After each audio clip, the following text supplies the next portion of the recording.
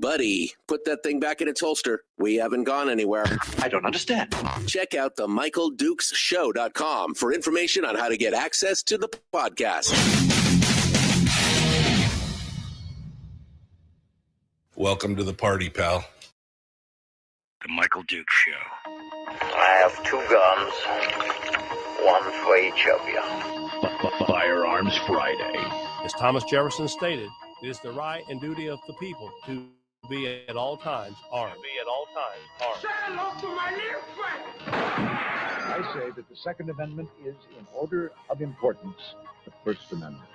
The right to keep and bear arms is the one right that allows rights to exist at all.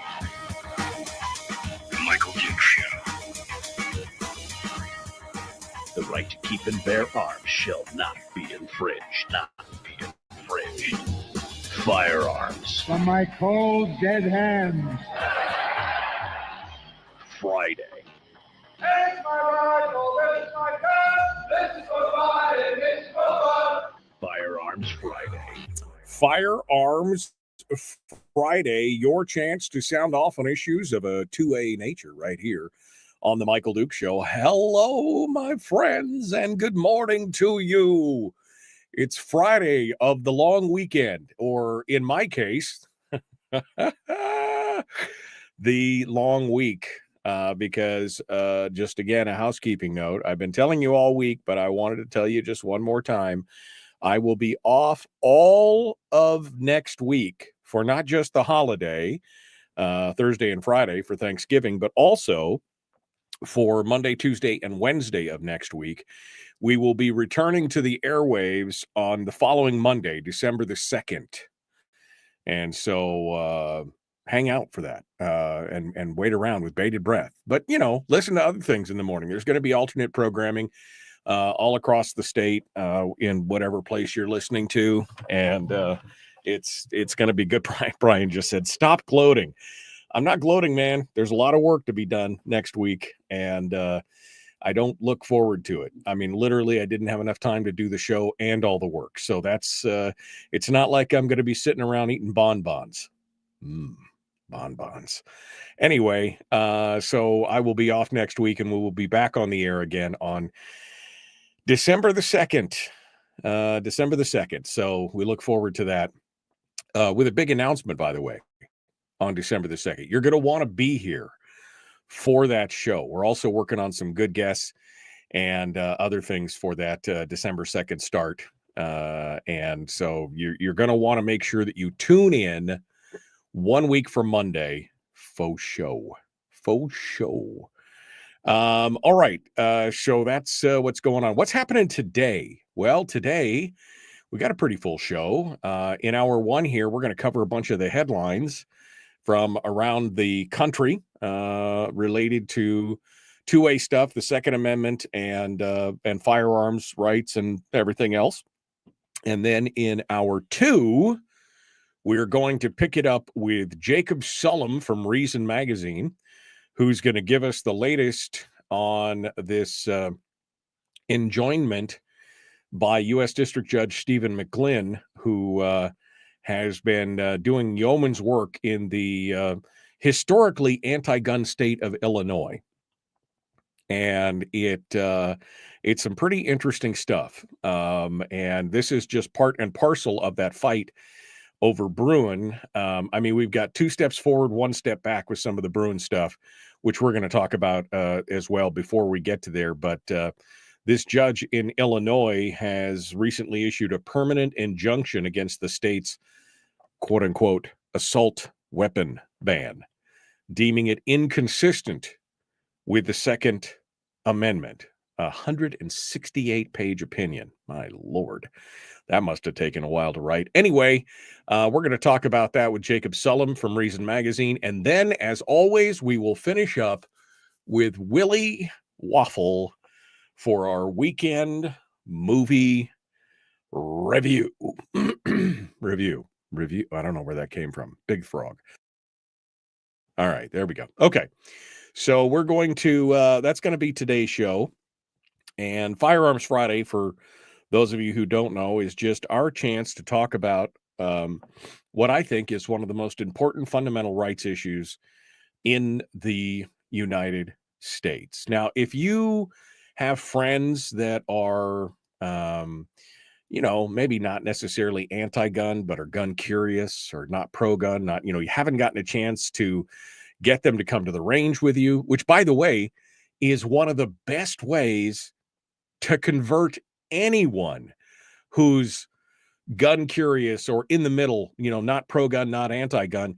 That is the best way to convert them, is to take them to the range, give them a reasonable, don't be handing these people a 454 Casull, okay, to shoot for the first time. Just don't do that. You just don't do that. All right. I'm just saying, just give them, a nice, Smith & Wesson revolver in 22 or something like that. It's a great way to educate them, to show them how much fun it is. And especially the ladies. If the ladies are not too overcome by the fear of firearms that's been drummed into people, by the news media and the entertainment industry, there's a few people out there like that, by the way. I mean, I spent some time as a firearms instructor, and I remember people literally melting down when you asked them to pick up a visibly empty revolver with, the cylinder swung out and everything else. And they just were so terrified. And I don't know if it's necessarily their fault. It's just that they've been so inundated that the guns are so, they're anthropomorphizing them. Like, they're so evil. They're so dangerous. It's a tool like any other. But as long as you can get the ladies, especially if they don't have any fear or don't have much fear, and you can get them to overcome that, the ladies historically they're always dynamite with a gun, because they take direction well, and they have really good, I think, hand-eye coordination. I don't know if they've got a little bit of a step up on us or what, but they are always they always seem to do really well. But if you want to, really get somebody's attention and convince them and convert them into the way of the gun, well, the way to do that is to take them to a range and have them really go out there and punch some holes in some paper, and teach them about it. And you will see this smile on their face. Like, it's amazing to see people who, I remember doing a class where we had people there, and they were, at the very beginning, they were nervous, they were, unsure and everything else. And 2.5 hours later, almost every person there had this wide smile on their face. Like, that was so much fun. And it is. Shooting firearms is it's not only a uniquely American tradition, it's just flat out fun to do. It's an accomplishment. It's something, again, that's uniquely American.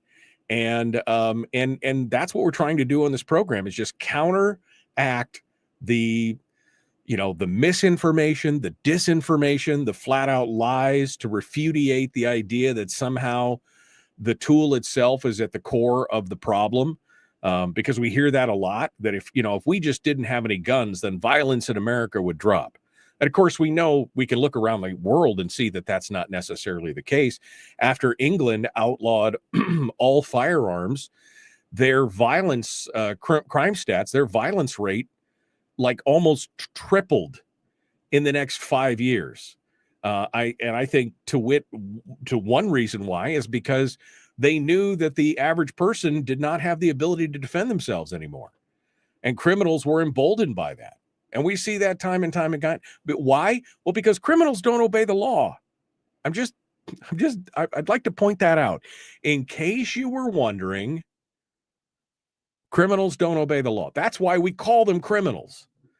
So the idea that one more law is going to somehow stop them, if we add one more law to one more law to one more law, somehow that's going to prevent the criminals from actually doing anything, is just ridiculous. Now, I know people have said, well, you're saying that if, criminals, and we should just not have laws. That's not what I said.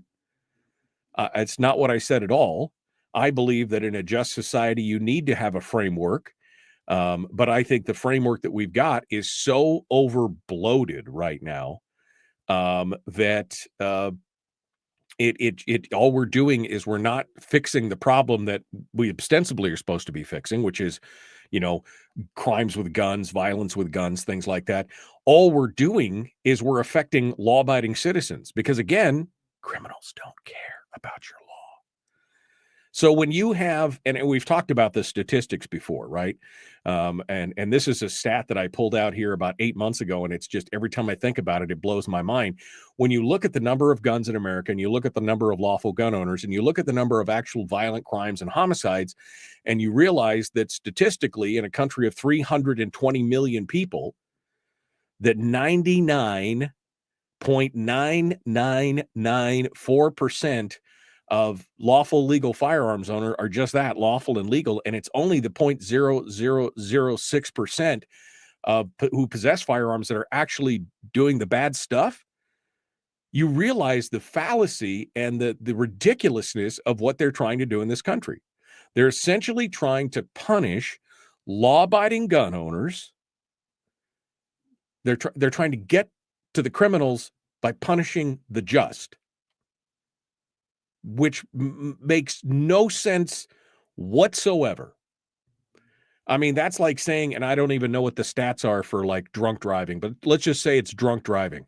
That's like saying because a small percentage of people out there have a tendency to drunk drive, we must put breathalyzer interlocks on every vehicle. Even though it's, a fraction of a percentage of people who actually do that, you have to pay for it. You have to pay to have it installed. You have to use it every time. Yes, the mom with 3 kids going to drop everybody off at daycare has got to breathe into the tube to make it happen and everything.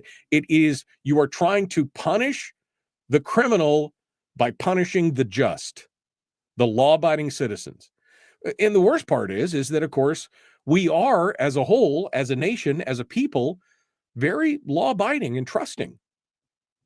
And so when they throw something else out there, we'll do our best to comply. Meanwhile, the criminals just don't care. They just don't care. And that's the most audacious thing to me. That's the most painful component of this whole thing, is that people who are going to break the law are going to break the law anyway.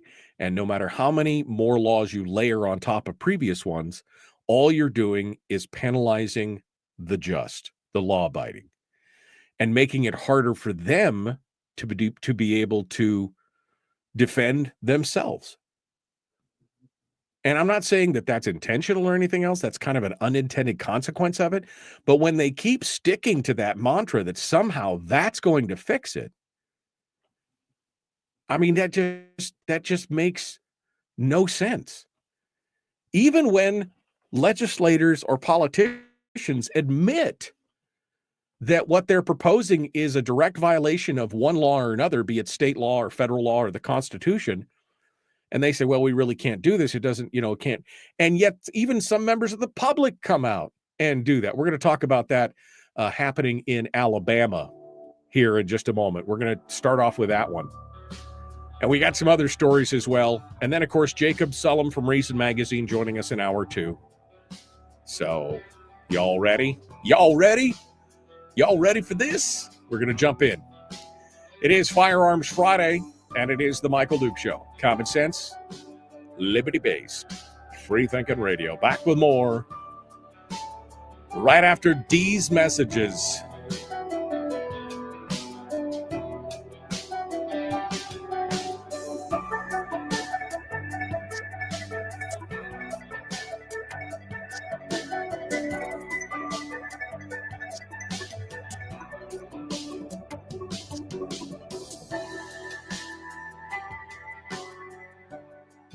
If you missed the show, you can listen to it on your time with Dukes On Demand. Oh, and it's free. Like America used to be. Streaming live every weekday morning on Facebook Live and MichaelDukesShow.com. Okay. Hi, guys. Mother, should I trust the government? Mother, should I trust the... No, thank you. Thank you for the Pink reference there. No, you shouldn't. You should not, you should not do that. All right. Brian says, watch the Babylon Bee parody about the woman and her husband going to the range in Texas. Is that the series where the couple moves from California to Texas and they're so shocked by all the freedom that's in Texas? I watched a couple episodes of that. It's pretty hysterical, if that's the one. I didn't see the one about going to the gun range, but if that's the one, that would be fine. Cindy said, I took a woman's firearms class a long time ago where we were able to shoot several types. It was very educational and non-threatening non-threatening. And yeah, I mean, I think that's great. I mean, and Donna Anthony over at Point Blank Firearms and Self-Defense does have some strictly female classes, which again, I think takes some of the pressure off that kind of, sometimes the men have got to be like, oh, just, which by the way, AlaskaRadioAuction.com, our on-air auction goes live right after the show this morning at 8 a.m. And there are some Point Blank firearm certificates on there for down in the Palmer-Wasilla area. And they've got some basic pistol courses and they've got some concealed carry courses, which you can get for half price. Wouldn't that make a great stocking stuffer, guys and gals? Wouldn't it be nice if you both took a class together for you couples? That would be fun, and do it for half price, whether it's a concealed carry course. And like I said, in the state of Alaska, even though we can constitutionally carry, I always recommend if somebody's going to carry that they have at least gone through the concealed carry class to understand the laws and the legal ramifications involved. So take the class, if nothing else. You don't have to apply for the permit. If you do apply for the permit, you get NICS exemption, you get reciprocity in like 36 or 37 states, but at least take the class. And she has some basic pistol classes as well. There's only a handful of these certificates on the AlaskaRadioAuction.com. You can go check that out. Anthony says, I feel like if you hear someone speak the words assault weapons coming out of their mouths, it's a good indicator that you're not going to get anywhere speaking to them. Probably doesn't stop me from trying, but you're probably right. Jeannie says, is that the PICA law in Illinois? Yes, it was the PICA law. And we'll have Jacob Sullum on to talk about that here in just a little bit. I'm still going backwards here. Anthony said, I'm committed to asking you about the leftover sandwich recipe from the Thanksgiving from the third or fourth time and actually writing it down this time once you go back on the air. Okay. I mean, I could tell you what it is right now. It's called a Dickens, like Charles Dickens. It's a Dickens sandwich. And you take the leftover stuffing and you flatten it out into a little bit of a disc. You kind of mash it together, and then you gently fry it on both sides.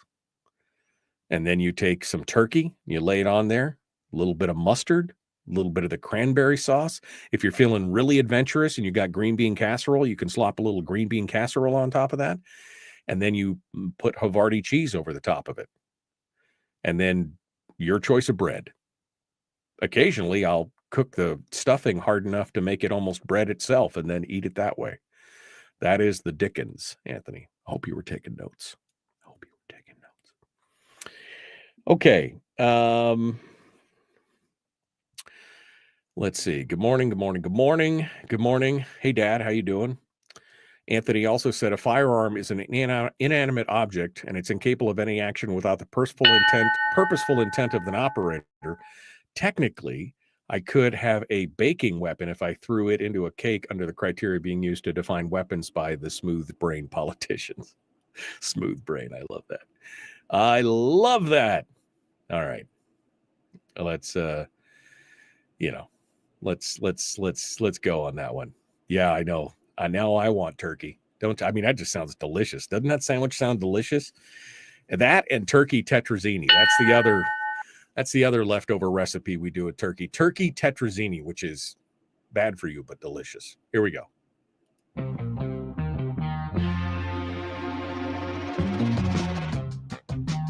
What the hell is an assault weapon? Does that mean that if we hurt your feelings, you should consider the Michael Dukes Show assault radio? Okay, we can accept that. Here's Michael Dukes. Kind of a dick, but somewhat funny. Well, I mean, what? I'm kind of a man. That guy is so mean. I like him. All right, let's continue on. It is Firearms Friday, your chance to discuss things of a Second Amendment nature. We were just talking about politicians, trying to save us all from ourselves by basically penalizing and punishing normal, law-abiding folks. Normal, law-abiding people. We're the ones that have to pay the price on all this kind of stuff because criminals are really, they're already outside the law, so it really doesn't affect them too much when this stuff goes on. Case in point, we got a bunch of do-gooders down in Montgomery, Alabama. Back in September, according to Cam Edwards over at Bearing Arms, city councilors in Montgomery adopted a local ordinance requiring gun owners to have a valid ID on them when carrying because they have constitutional carry in Alabama, non-permitted carry, right? Now the council is debating repealing that measure because the Alabama Attorney General warned officials that the ordinance violates the state's firearm prevention preemption laws.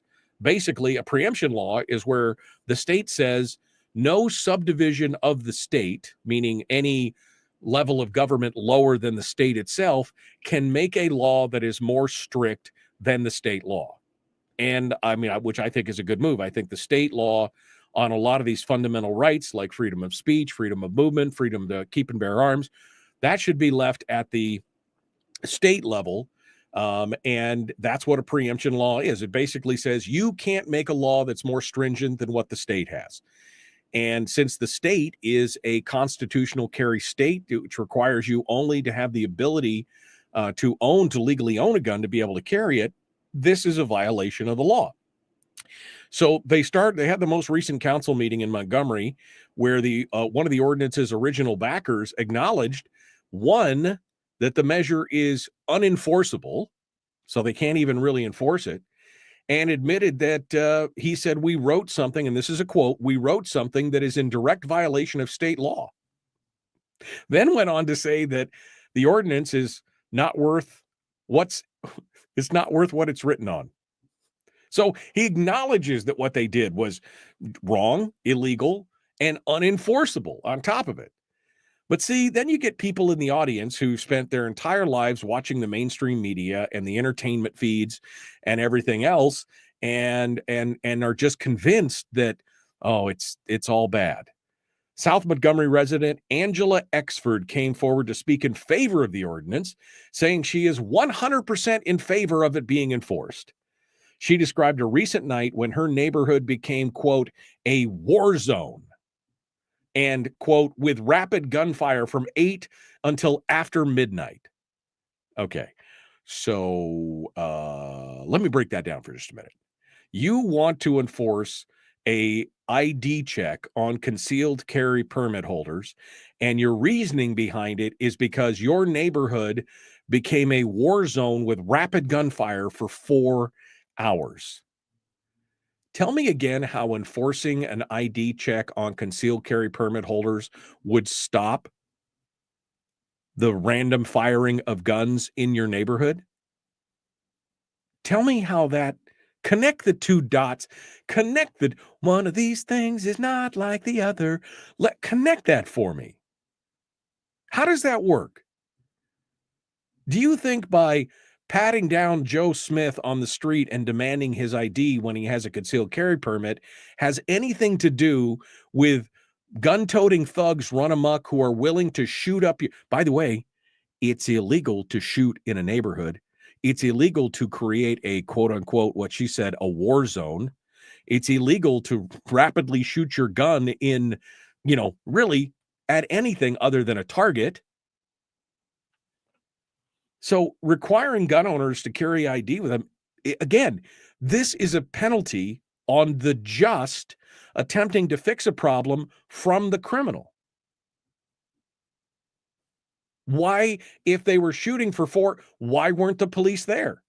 I mean, if it went on for 4 hours, Why weren't the police tracking these people down and actually arresting the criminals who were doing this criminal behavior?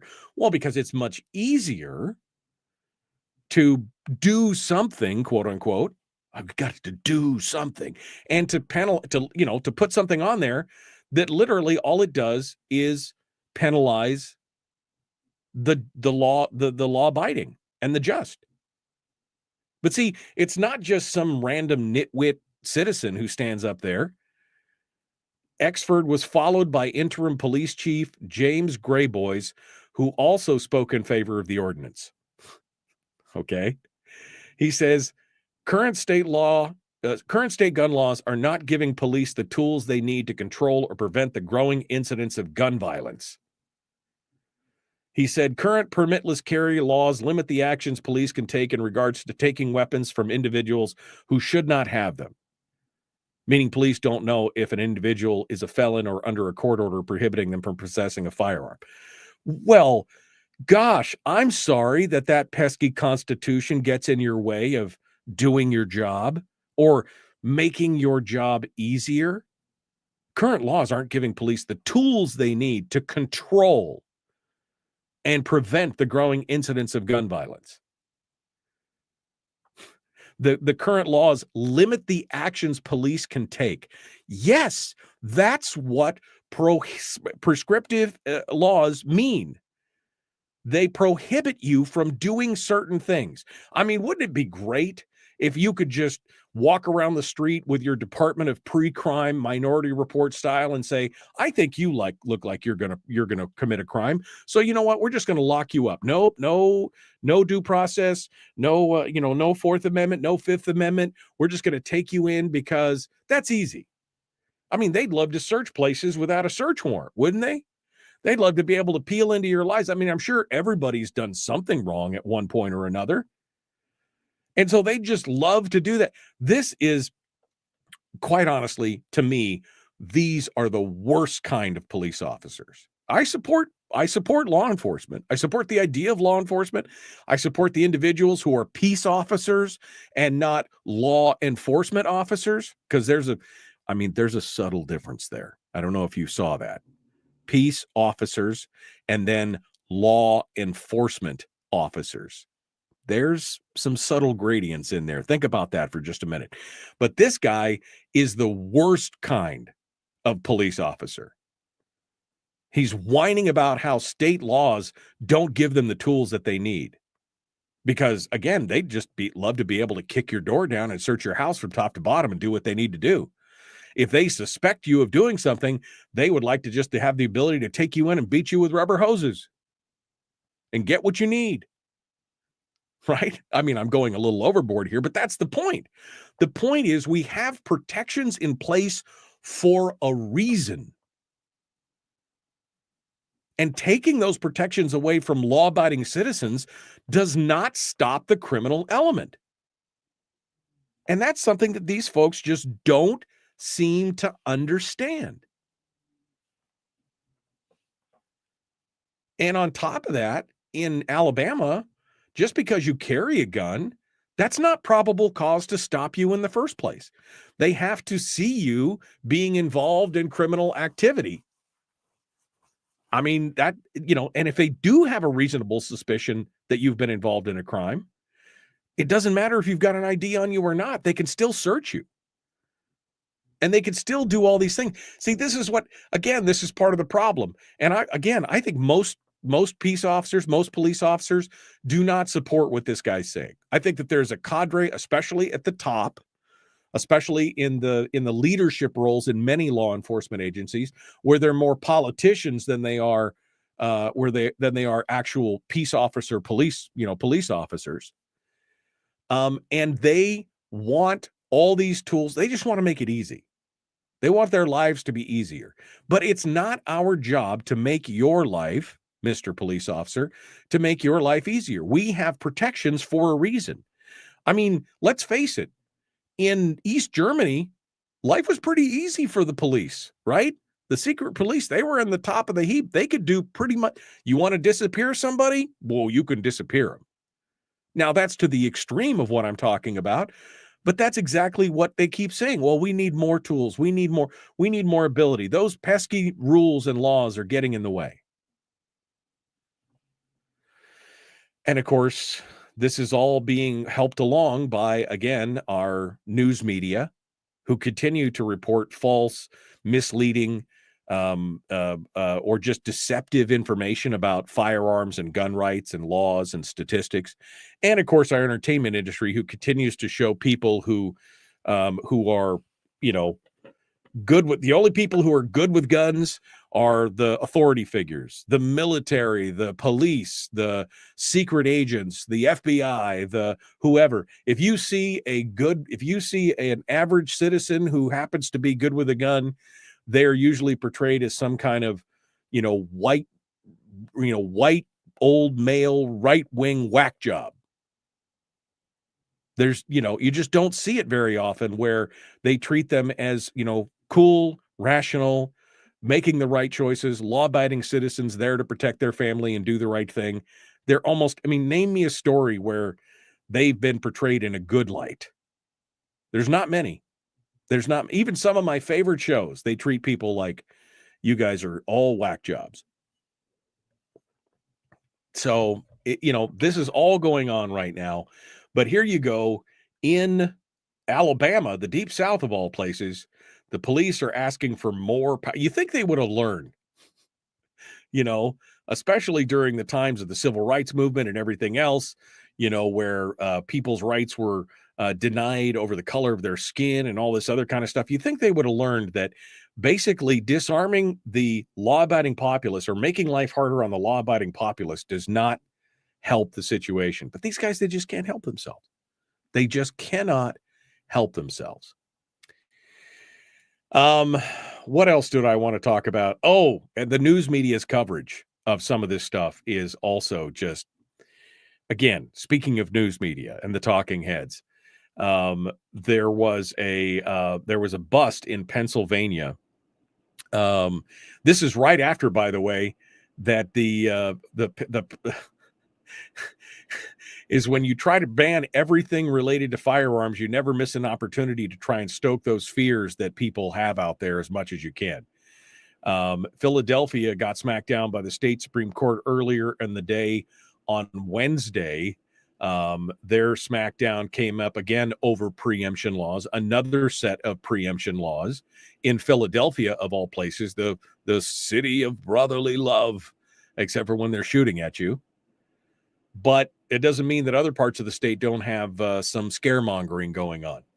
Officials in Montgomery County have arrested a 24-year-old man after they claim officers discovered ghost guns, homemade, untraceable firearms, and a firearm production laboratory in his Upper Pottsgrove home. A firearms production laboratory? Damn, that sounds cool. Doesn't it? Come on, Greg. Doesn't that sound cool? A firearms production laboratory? On Wednesday, law enforcement officials announced their arrest of Tamir Wilson, 24, on gun trafficking charges related to manufacturing and trafficking ghost guns. The district attorney said this defendant created and distributed firearms. Since privately made firearms have no serial numbers, this makes them virtually untraceable and poses a serious danger to the safety of our community. Now, reportedly, when they arrested him, the guy said, "I'm completely cooked, it's over," which suggested, in fact, that he probably was doing something illegal. But the phraseology, the words that they use, highly sophisticated clandestine firearms laboratory. It was a garage, right? It was a home. This isn't like the floor of the Glock or the Smith & Wesson factory where they've got computer-aided CDC, CNC machines and full production facility. If this guy may have had some few tools on his bench, maybe a desktop CNC or a 3D printer or something, and some spare. In fact, they only found a grand total of 2 firearms, as well as a handful of parts. But this was a clandestine firearms laboratory. Right? Because they want to scare people about ghost guns. Now, here's the thing. In Pennsylvania, it's completely legal to manufacture firearms for your own use. The only thing you can't do is sell them, which apparently is what he was doing. He was trying to sell them online, which is illegal. That's being a firearms dealer without a license, right? So that's but building your own guns is no problem in his completely highly sophisticated clandestine firearms laboratory. But can you see how they're phrasing this and how they're making people, oh man, it's so scary. The ghost guns, it's the boogeyman, right? I mean, people have been making guns in this country for decades. Now, it's gotten easier with desktop CNC, with 3D printing and all this other kind of stuff. But this is what we're trying to combat, this idea that somehow ghost guns, pieces of hardware, a block of metal is somehow scary because you could spend, 50 hours actually making it into a firearm. This has been going on this is nothing new. But that's not what they want you to believe. They want you to be scared because in every corner of every nation, there are highly sophisticated clandestine firearms laboratories waiting to make ghost guns. Right? All right, we got to go. The Michael Duke Show.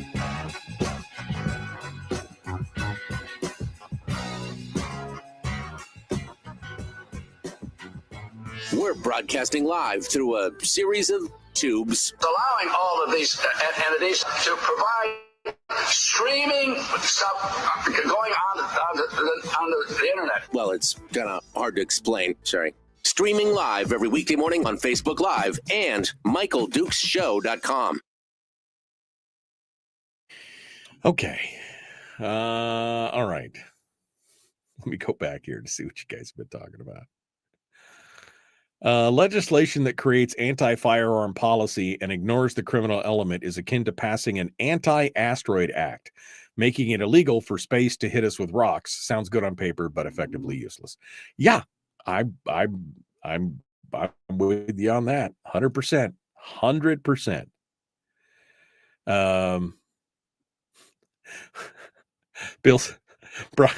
I was talking about turkey tetrazzini, and he said we had quadrazini, too poor to afford tetrazzini. Well, you peasant. Can you demonstrate the Dickens drill? Oh my gosh, that's so good. You keep using that word. I don't think it means what you think it means. So am I the dumb one here, says Anthony? If someone's carrying a concealed weapon and you can't see it, how do you know who to ID? If you're interacting with law enforcement officers, CCW or not, you're already required to declare any firearm in your possession. That's in the state of Alaska. Some states have that, some states don't. But yeah, I mean, that was essentially what I was pointing out. If they have a reasonable suspicion that you've committed a crime, they can already detain you and demand ID and do other things. That just, it doesn't, it just doesn't. Wow. Frank says, oh, so if you're a police chief, you cannot be a dimwit? No, you can definitely be both. That has been proven time and time and time again in this country. You can be both a police chief and an idiot. Brian says, can you explain exactly how these laws restrict the cops? What tools are they denied by the permitless carry? Well, they're denied the ability to do to have an easy road to their job. They want an excuse. But again, I keep going back to Anthony's thing. If it's concealed is concealed. How do you know? How do you know? I mean, what? Frank says, the entertainment community, the same one as that will be promoted on the last segment of the show. Hey, Frank, it's this. We still live in this world. I still enjoy movies and entertainment, even though some of it's dumb. And it just makes me lighten things up a little bit. If you don't like it, there's an off button. You can just push that little thing, and you don't have to listen to it. That's just how it is. To me, it's just kind of a lightening up of lighter side stuff that, doesn't really matter, but it's kind of fun. Especially, I love movies. I love storytelling. That's good. Yeah. They treat them like they portray Shudder homeschoolers. Chris says, you should see my laboratory. You need to twirl your mustache at the end and cackle when you say that, Chris. You should see my laboratory. I, Aardvark Ratnik, will rule the world. I mean, right? I mean, that's the thing. That's laboratory. I just love that word. Okay, I don't have any ghost guns, says Anthony. I do, however, possess a few zombie guns. That are guns that are so battered from field use they appear to be dead, but they still work. And one Frankenstein gun that's been cobbled together for multiple. Yeah, I mean, exactly. Ghost. I mean, they literally use the phrase ghost gun to make it sound scary. They're basically just homemade guns. I mean, they used to be called zip guns, right? I mean, those are single shot. And a lot of the original ghost guns were single shot, like the Liberator. I mean, they're just homemade guns. It's, Jeannie says, I don't quite understand why serial numbers are so necessary. Forensic ballistics don't require a serial number to positively identify a firearm used in a crime. Well, because it's all about control, right? And they want to trace it back to its point of origin. They want to figure out where in the chain it got lost. That's what it's all. That's what it's all. Appalachian and Rumble just said, make cackling great again. Right? That's right. It's good stuff. All right. So Frank says, I should not be selling my potato gun unless I serial number it. Well, I mean, technically, does it shoot a projectile? I mean, probably technically. I mean, if you wanted to get down to brass tacks, it might fall under that because it shoots a projectile. But I don't see anybody, coming to your door to knock on it. I understand that you're a potato gun dealer. And then, of course, your sophisticated, highly clandestine potato laboratory in the root cellar where the potatoes stay fresh. Oh, man. It's so good to talk about this stuff today. All right. Like, share, subscribe, ring the bell. You people over on Rumble, say something. There's only been one comment. There's 10 people over on Rumble right now. You guys say something to me this morning. Are you all awake? You all good? Potatoes are delicious.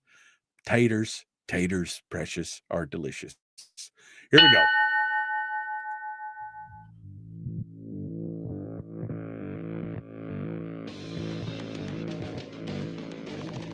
What the hell's an assault weapon?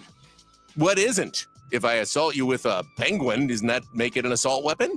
Does this mean that if we hurt your feelings, you'd consider the Michael Dukes Show assault radio? Okay, we can live with that. Here's Michael Dukes. Well, we are making some progress in various areas of the country. After being in limbo for more than 2 or 3 weeks, the Washington State Patrol has now started processing background checks on firearms transfers again. There's a 10-day waiting period in Washington State now. I mean, why Washington State is such a beautiful place in so many ways, but why would you want to live there with all the numbskulls in Seattle and making all the rules, right? I mean, just all the numbskulls and the whole, and I know that that's not the capital, but I mean, come on, they're all a bunch of nitwits, right? And they're driving a lot of the change that's going on in Washington State overall. And then they can't even uphold the laws that they already have on the books. The state's SAFE system, SAFE system, which basically is being used in place of the NICS background check system, the National Instant Check System, was taken offline earlier this month after the state's administration of courts reported an intrusion on its network, a data breach, right? A data breach. And that left thousands of pending background checks in limbo and delayed gun sales for days in what is also, by the way, this time of year is one of the busiest time around election season and the holidays, one of the busiest times of year for gun dealers. And they just happen to take it all offline right there. I mean, that's just it's infuriating.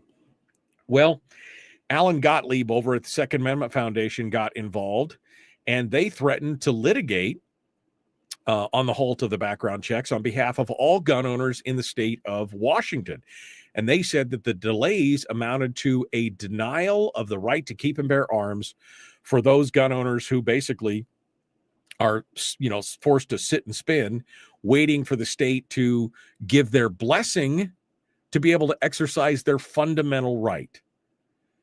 Now, everything's back on track, and the State Patrol says it's making progress on clearing the backlog of background checks. But, the delays should not have happened. It wasn't the fault of the State Patrol. You still had the NICS background check system. I don't understand why you couldn't just substitute one for the other and say, okay, we'll go to this and do that. But see, the problem is that a right delayed is a right denied. Well, you need the state to give your blessing to exercise your right. What if you needed state approval to log in and sign up for Facebook? What if you needed the state's approval to get an X account or to watch YouTube or to do any of these other things that are covered under First Amendment policies? What if you were denied? What if you had a 10-day waiting period before you could post anything on the internet? Every time you posted something new, you had to wait 10 days because that's what happens with firearms, right? I buy one firearms, I have to wait 10 days. I go to buy another one the next week. It doesn't just give it to me. I got to wait another 10 days. So what if you had to beg the government's permission for every Facebook post you made, every tweet, everything you posted to Etsy or to Craigslist to sell? What if you had to get the government's permission and there was a 3, a 5, a 10-day waiting period for each one of those? We wouldn't stand for it. But the Second Amendment, as old Chuck says, is in order of importance the First Amendment, the one right that allows all the other rights to exist. So we're okay with delaying a fundamental right as long as, we say it is? It's insane. It is insane. During the outage, the Washington State Patrol received an average of 700 background check requests daily, but not a single one could be purchased or could be processed, rather. And of course, that also means that thousands of firearm sales were delayed. 700 a day times more than 14 days, because it took almost 3 weeks for this thing to come together. I mean, that's a huge hit on people who have invested their lives and their livelihood in their businesses, have complied with all federal laws because they're FFLs, and then any additional state regulation. And now you're basically shooting them in the foot, not to be too punny, shooting them in the foot in their busiest time of year. Well, thank goodness for the Second Amendment Foundation. I think that they put some real pressure on here. They didn't even have to file a lawsuit. They just announced it, and a little bit of panic started creeping in. And that was good. SAF is also working on something else in conjunction with the Firearms Policy Coalition, which is another great organization. If you've got a few extra bucks and you've already topped off your Gun Owners of America life membership, you may want to throw a few bucks at the Firearms Policy Coalition and the Second Amendment Foundation. Both of them have now joined forces, and they're launching lawsuits against both New York and Hawaii for their 2A infringements. And this has to do with things like safe spaces, gun-free zones, and the fact that New York doesn't recognize any out-of-state concealed carry licenses and only allows non-residents to apply for a New York permit if their principal place of employment is located inside the state's borders. And then also Hawaii that is again also does not allow non-residents to apply for a carry permit, or recognize has reciprocity with out-of-state permits. But they also prohibit gun possession by young adults. That's subject to new litigation by SAF and 4 other plaintiffs. And so these gun rights organizations are doing a lot of the heavy lifting that it's going to take to be able to enforce the Brune decision. And of course, the Brune decision has done more to help firearms owners than almost anything else. I mean, it's really been moving in our direction.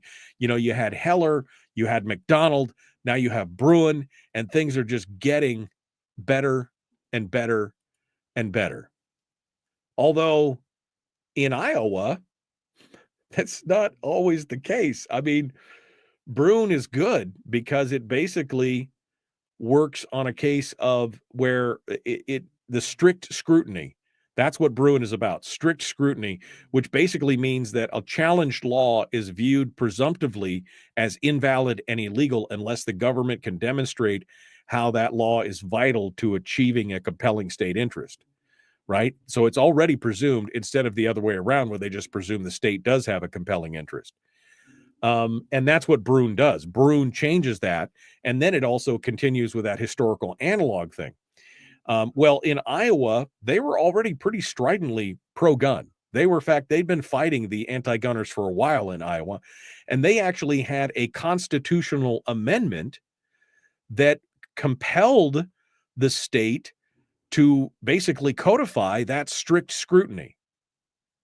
But in a recent case, a judge says that even that doesn't apply to a specific individual. Forget about Brune.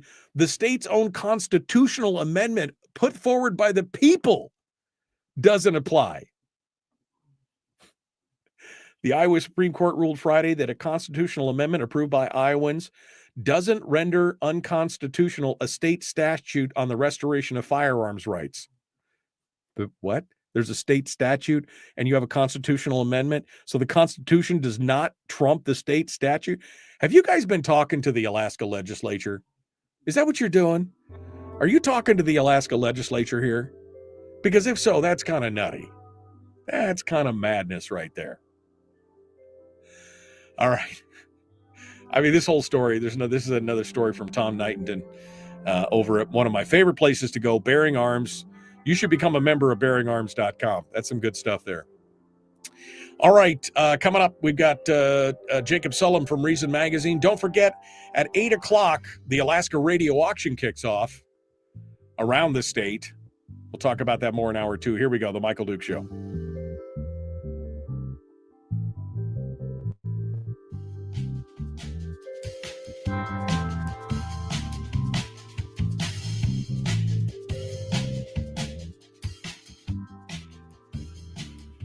Oh.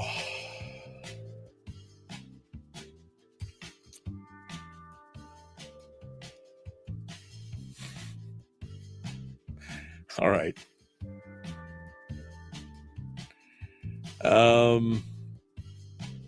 Let me go back here and comment on what's going on. Debbie says we're talking about potato guns. Bob prefers his potatoes with gravy. Well, you could put gravy in the potato guns with the potatoes, but that just makes a bit of a mess. I mean, I'm just saying. All right. Let's see. But you could put a rock in that potato gun, just saying. Yeah, but a rock wouldn't, I mean, you'd have to have a perfectly shaped rock because you can force that potato down in there and kind of crush it down and get a perfect seal. Can't really do that with a rock. I mean, you know. Wow. Jeannie said, we had one that shot 3/4 inch Schedule 40 capped about 4 inches long. We used it for large fruit control. Wink, wink. Oh, man. Let's see. Yeah. If I had all the Trump haters having to wait 10 days to post their swill, I mean, I think both sides, I mean, it's a valid argument. What if everybody had to beg the government's permission to post that? You post it and you got to wait 10 days for the review. Anthony said that might work out for him because if I had to wait 10 days to post on social media, I suppose I'd stop getting banned and muted since I'd have time to think about what I'm posting. Lemons into lemonade situation there.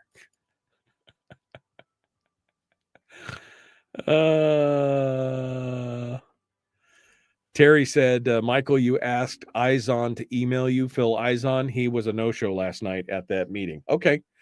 Well, I think I have his contact information. I'll try and reach out to them, but I won't be able to do it till after. I mean, I got a lot of stuff going on. So, but thank you, Terry, for trying to follow up on that. I appreciate that. Okay. Yeah, here's the story from Jacob Sullum over at Reason Magazine. If you guys want to talk amongst yourselves for a moment here and take a look at this, it's a great breakdown of what's going on over there and what's happening in Illinois with that PICA, the Protect Illinois Community Act. And in fact, my favorite quote out of that whole decision was that PICA, quote, is an unconstitutional affront to the Second Amendment and must be enjoined, unquote. That was the judge. It's an affront to strongly worded letter, my friend. I'm sending you a strongly worded letter. Oh, yep. Stuff and things. All right. I think I gotta go pull that out of the. I gotta go pull that quote. What are you doing? Things, Lori. Stuff and things. If you know, you know, right? We should have a guess. Does anybody know where that's from? Do you know? Does anybody know where that's from? That's like one of my new favorite sayings. What are you doing? Stuff and things. Okay. I'm all caught up. On the comments. I didn't read Henry's comment because it was irrelevant to our current conversation. So I just didn't read it, which apparently makes me a bad person because I'm just part of the problem because I don't read his diatribic screeds.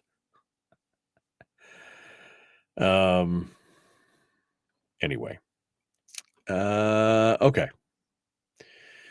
So what are you guys doing this weekend? What's your plan? What is your plan this weekend?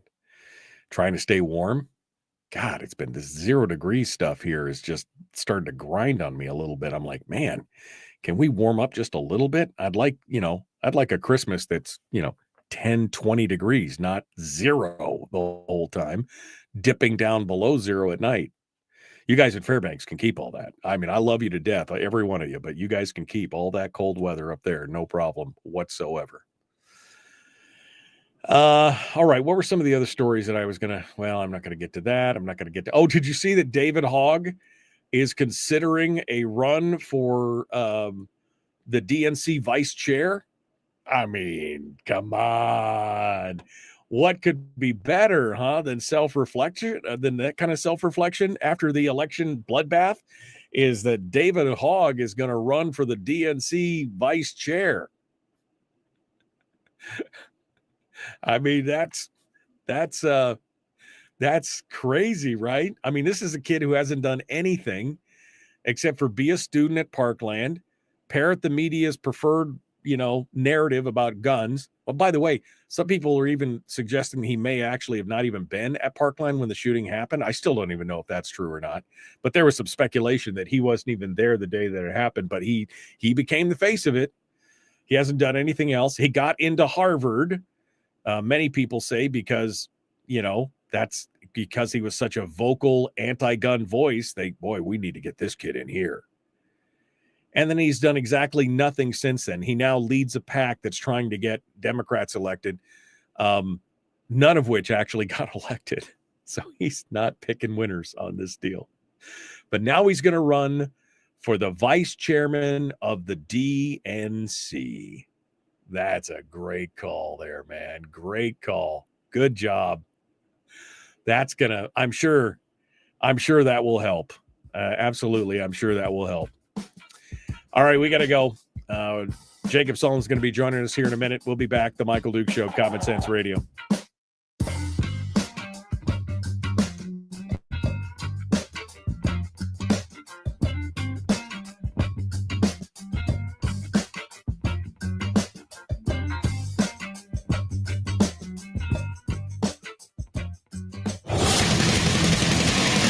Whoa, buddy, put that thing back in its holster. We haven't gone anywhere. I don't understand. Check out the MichaelDukesShow.com for information on how to get access to the podcast. Welcome to the party, pal. The Michael Dukes Show. I have 2 guns, one for each of you. Firearms Friday. As Thomas Jefferson stated, it is the right and duty of the people to be at all times armed. Say hello to my little friend. I say that the Second Amendment is, in order of importance, the First Amendment. The right to keep and bear arms is the one right that allows rights to exist at all. The Michael Dukes Show. The right to keep and bear arms shall not be infringed. Firearms. From my cold, dead hands. Friday. Take my rifle, this is my gun. This is for fighting, this is for fun. Firearms Friday. Yeah, baby. Firearms Friday, your one day a week where we get a chance to talk about issues related to the Second Amendment, gun rights, and so much more. Thank you for joining us. Hour 2 of the big radio show for today. Jam-packed. We're about to be joined by Jacob Sullum from Reason Magazine, and we'll finish up the show as we always do on Fridays with Willie Waffle for our weekend lighter side, entertainment, movies, that kind of thing. Before we get to that, though, quick housekeeping. Again, I will be off all of next week, not just Thanksgiving, not just Thursday and Friday, but I will be off the air from Monday through Friday of next week. You'll have alternate programming. I will be returning to the air with a big announcement on December the 2nd. So I hope you join me on December the 2nd. I really want you to be there. Also, don't forget that right after the show this morning, if you're in Fairbanks or Anchorage, or even if you're just listening on the stream, we're doing the big statewide radio auction starting at 8 a.m. this morning. And you can go look at all the stuff that's available, including gift certificates to Point Blank Firearms and Self-Defense for firearms training and concealed carry courses for half price at AlaskaRadioAuction.com. AlaskaRadioAuction.com.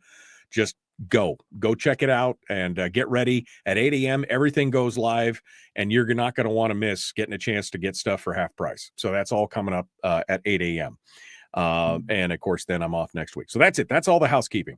Let's do it. I see that Jacob Sullum from Reason Magazine is joining us, and we're all ready to go. So let's do this thing. Let's get down to it and start talking about Illinois and PICA, the Protection Act in Illinois.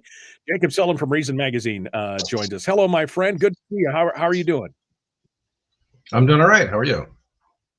You know, it's a good day. I mean, again, I'm about to go on a week vacation, which is a working vacation, unfortunately, but we do get Turkey Day in there, so I'm feeling pretty good about it.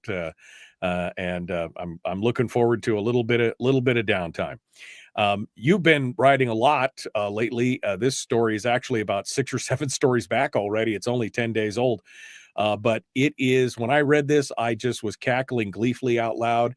You're talking about this federal judge, Stephen McGlynn, who had some pretty stiff words for the state in saying that this new Protect Illinois Community Act, this assault weapons ban in Illinois, is an affront to the Second Amendment. I love that word, an affront to the Second Amendment.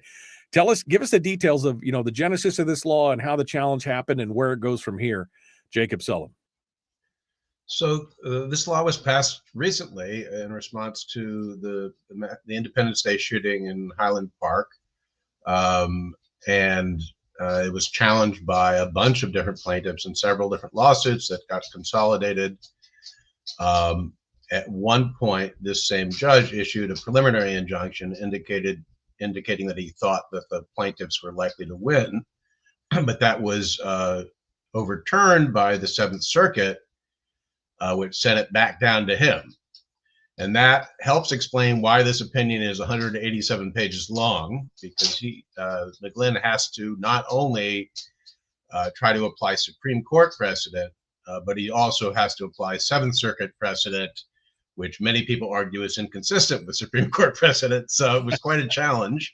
But one of the interesting things about the opinion is that he delves into this distinction between weapons that are in common use for lawful purposes, such as self-defense, which the Supreme Court has said are covered by the Second Amendment, and so-called dangerous and unusual weapons. And nobody's quite sure exactly what that second category is, but it seems to be the case that if it's dangerous and unusual, then it's not, in common use for lawful purposes, and it can be banned or at least restricted. So it's not obvious what that phrase means. So he delves into what is dangerous, what is unusual. I'm not sure he's right, but he makes a plausible argument. And so he says dangerous means that a weapon cannot be reliably targeted against an assailant or an aggressor. So you're in a self-defense situation. You want to hit your target. You don't want to hit other people. You don't want to fire indiscriminately.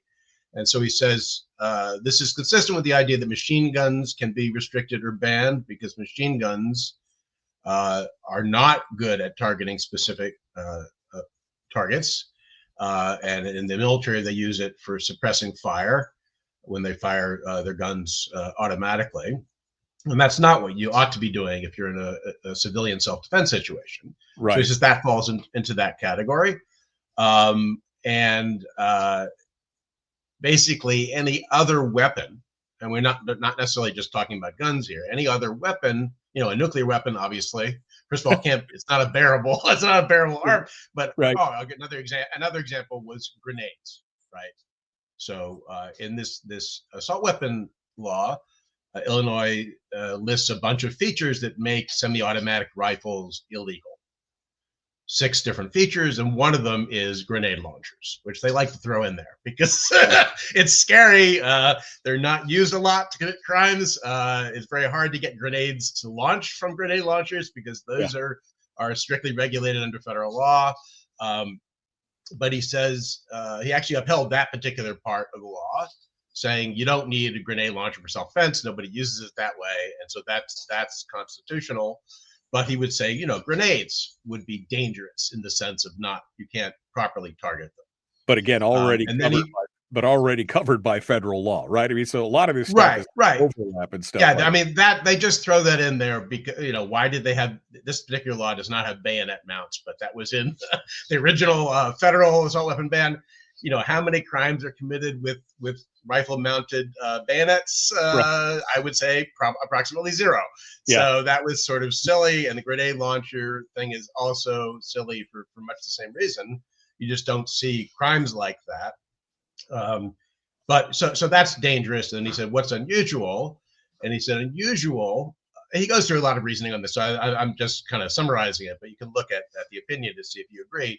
Unusual is when it's a gun that either discommodes or disarms a target in a way that's designed to inflict pain and extraordinary suffering, as opposed to simply neutralizing them. And he gives some examples. So this would be like poison gas, radioactive weapons, this sort of thing. They've been playing Fallout way too much. I got my radiation gun here or whatever, But he did say 50 caliber rifles fell under that. Yes, and I saw a bunch of people disagreed with that. His reasoning there was that this is not 50 caliber rifles are not suitable for self-defense. They have a lot of recoil.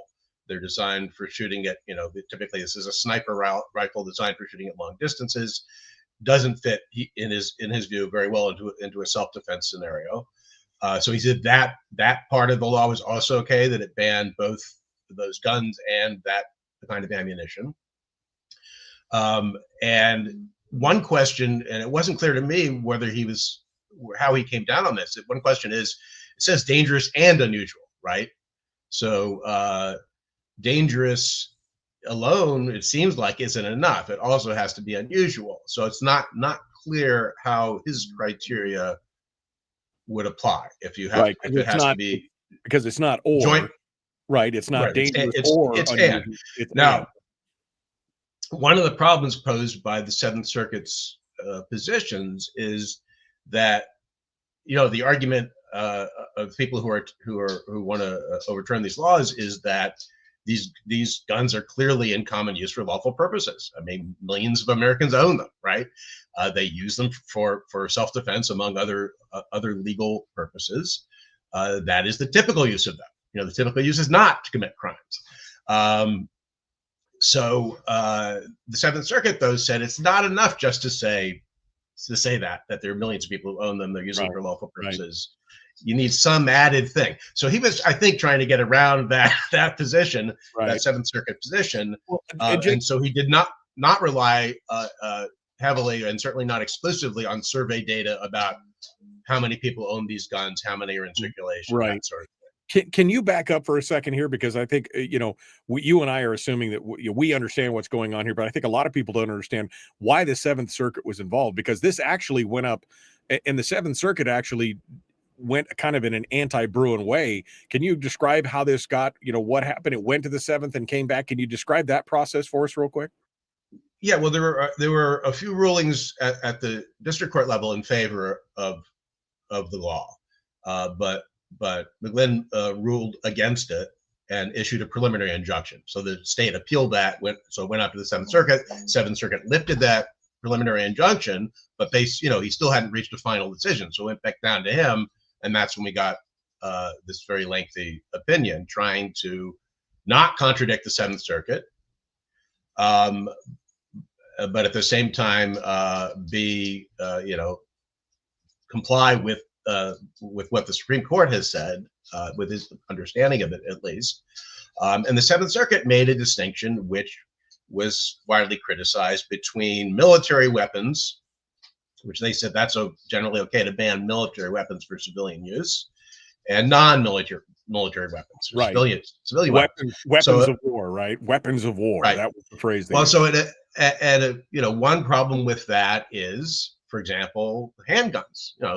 Handguns are carried by soldiers. They're absolutely used by the military. But of course, the Supreme Court has said that's the quintessential weapon of self-defense, and you can't ban those. That's what they said in Heller. And notwithstanding the fact that they are very widely used in violent crime, much more commonly used than any sort of rifle, the Supreme Court said that explicitly. We understand there's a problem with gun violence, in particular handgun violence. We understand that a lot of people think banning handguns would help, but the Second Amendment, like other constitutional rights, it takes certain policies off the table, and a handgun ban is one of the policies that it takes off the table. And it's counterintuitive to say that weapons used by the military are ipso facto not covered by the Second Amendment because of all the language about the militia and the guns that people actually brought when they went to war, right? That they kept at home but brought with them when they went to war. You would think that if a weapon is suitable for war, that it would, at least if it's a bearable arm, that it would be covered by the Second Amendment. So that's one dispute. But he had to sort of maintain that distinction because that's what the Seventh Circuit had said. So he noted that, in fact, these guns that we're talking about are not used by the military. In other words, these semi-automatic rifles that have certain features that Illinois politicians don't like, they're not actually issued to the military. So that's one point. They have a lineage that goes back to military sources, as lots of other guns do. But that in itself doesn't mean that they're not covered by it looks the same. It looks similar, but it functions completely differently. And that's always been the problem in my mind, Jacob, with this whole distinction and discussion about weapons of war.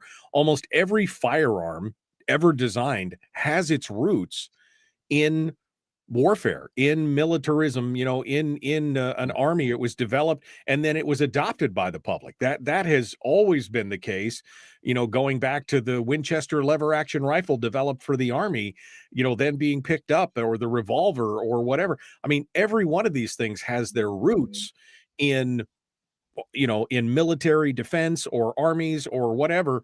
So I find that not a compelling argument.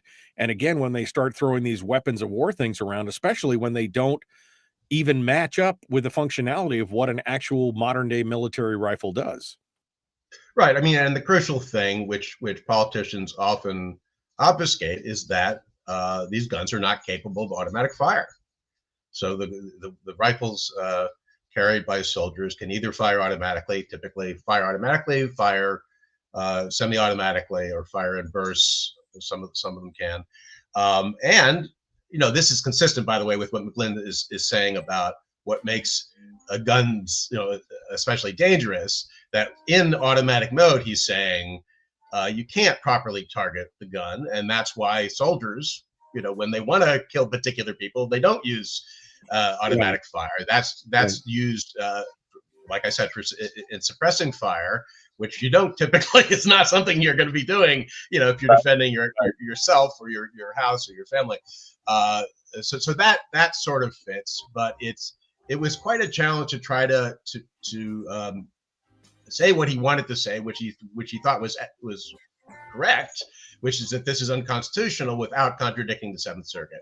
I think it's going to go back it'll go back up to the Seventh Circuit. The Seventh Circuit, I don't think is going to suddenly be persuaded.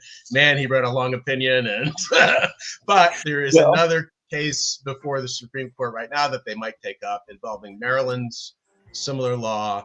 And at some point, obviously, the Supreme Court is going to have to clarify this and say, is this sort of law constitutional? 168 pages trying to thread the needle, right? I mean, that was and that's a tough thing. We're going to continue our discussions here with Jacob Sullum from Reason Magazine. We will continue in just a moment. Don't go anywhere. The Michael Duke Show, common sense, liberty-based, free thinking radio.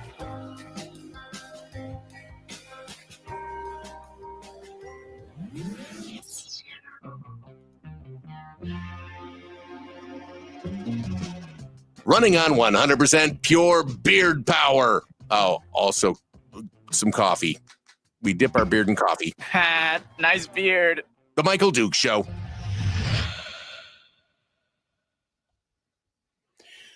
Jacob Sullum from Reason Magazine continues with us here in the break. You've been a busy guy. How things? Did you move or just rearrange?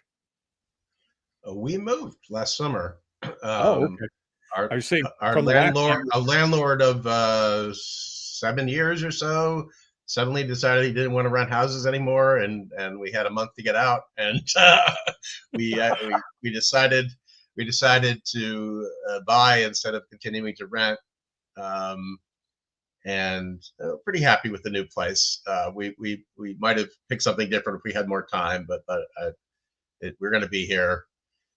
We'll be in Texas, I think, until our girls are all out of college, and so another 5 years at least, probably. Oh, okay. And at that point, maybe the house will be worth a little bit more than it is now. That's our hope. Our hope is that it appreciates. Yeah, it's certainly not less than what we paid for it, but we'll see. Yeah. Well, I was saying, because I think you must have been in another room the last time we talked, because you had the window behind you and everything. But no, it's fun. And you got your cats and dogs. I love that. Your cat is over there just beating the hell out of your backpack. I love that to watch the cat. The cat is new because our landlord allowed dogs, but not cats, which I thought was a strange policy. But now that we own the place, we were allowed to get a cat. So. Well, good. You got any big holiday plans, Jacob? You working all the way through to the holiday, or what are you doing?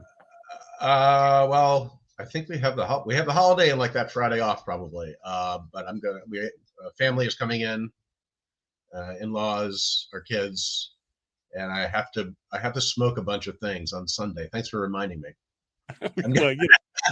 I got to smoke. I'm smoking turkey parts, brisket, and one of the kids does not eat meat, so I'm gonna do probably smoked salmon on the top rack for her. Hey, I used to smoke salmon all the time. The damn things are so hard to get lit. I just got to tell you, it's pretty. Well, it's because of all the moisture. You got to dry them out first. That's the problem. No, that sounds like a great Thanksgiving, though. It's always good to have family around, and are you one of those guys that loves to smoke all different kinds of meats? And have you tried smoking cheeses and stuff too, or?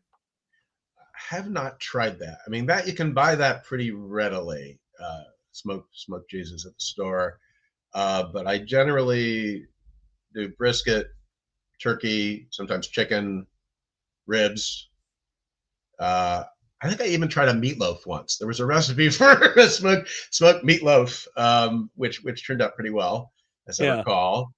I was thinking of getting a goose duckin. Oh yeah, goose. Which I had, which I'm not sure I would smoke. I think when I made that, I actually made it in the oven one time, but I ended up did not act in time, so I ended up with the old standbys of brisket and turkey.